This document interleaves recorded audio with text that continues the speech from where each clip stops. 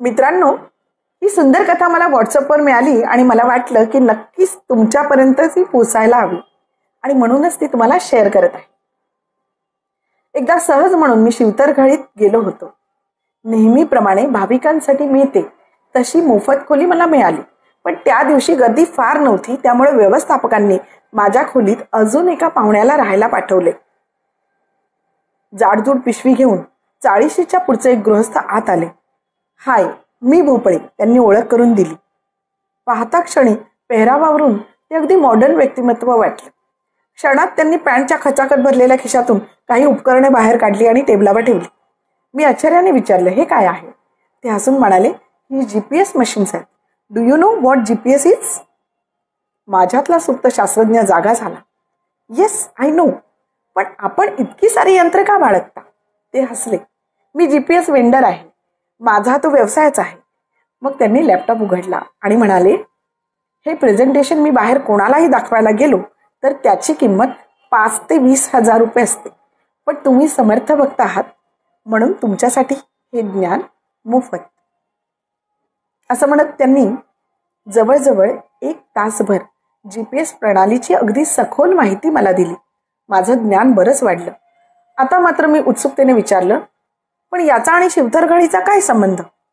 ते हसून म्हणाले, खरी गंमत आता पुढे आहे. ते मला घेऊन उघड्या आकाशाखाली गेले. GPS यंत्रांना आकाशातले उपग्रह दिसले की पोझिशन मिळते असं त्यांनी सांगितलं.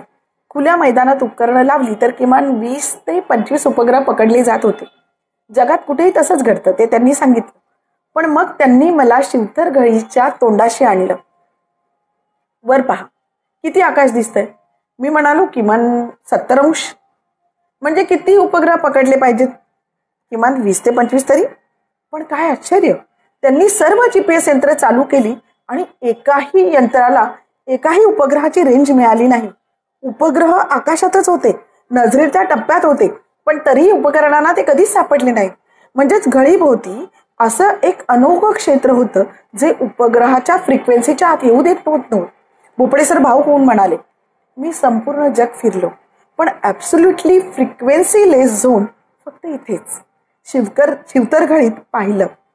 आणि त्या क्षणी मला समर्थ रामदासाच्या शिवतरघळीचं वर्णन करणारी ओळ आठवली. विश्रांती वाटते येथे यावया पुण्य पाहिजे. खरंच हीच ती शांतता, हीच ती निर्विचार अवस्था.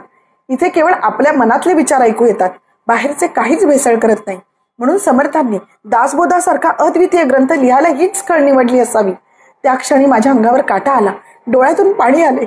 समर्थांच्या पायावर लोटांगण घातलं आणि मनाला खरी विश्रांती मिळाली. मित्रांनो, दासबोधाचे जन्मस्थान म्हणजे रायगड जवळील शिवतरघळ हे आपल्याला माहीतच आहे. पण हा वैज्ञानिक दृष्टिकोनातून अद्भुत असा अनुभव आपण प्रत्यक्ष पाहिला आहे का? नसेल तर नक्कीच तिथे जाऊन अनुभवा. लेखक सुरेश कुलकर्णी, टाकळी, नाशिक आणि शास्त्रज्ञ श्री भोपळे, GPS तज्ज्ञ आणि वेंडर. जय जय रघुवीर समर्थ.